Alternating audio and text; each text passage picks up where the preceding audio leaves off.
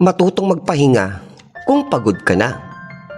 Alam mo yung pakiramdam na kapag nagpahinga ka, parang may boses sa utak mo na nagsasabing, sayang yung oras, dapat may ginagawa ka. Minsan, kahit nakaiga ka na, hindi pa rin talaga nagpapahinga yung isip mo kasi punong-puno ng guilt.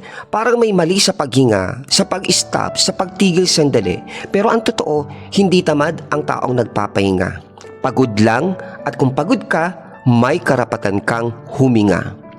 Hindi mo kailangang patunayan sa mundo na productive ka para maging worthy.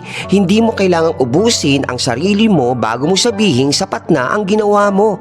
Minsan, akala natin mas lalo tayong magiging successful kapag tuloy-tuloy ang grind. Pero ang hindi natin napapansin, unti-unti na pala tayong nauupos. Tulad ng kandila, oo, nagbibigay ng liwanag, pero nauubos rin.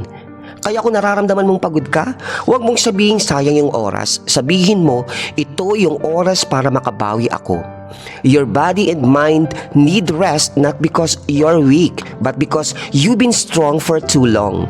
Ang pahinga ay hindi pagtakas, isa yung strategy para makabalik ka ng mas matatag.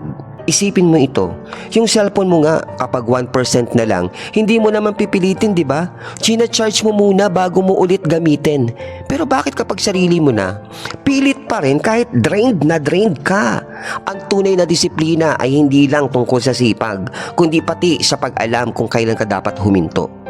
Kaya kapag pinili mong huminto, uminom ng kape, matulog ng maaga, o nakatambay lang, huwag kang makaramdam ng hiya. You're not wasting time. You're recharging your soul. Kasi minsan, ang pinaka-productive na magagawa mo sa isang araw ay magpahinga.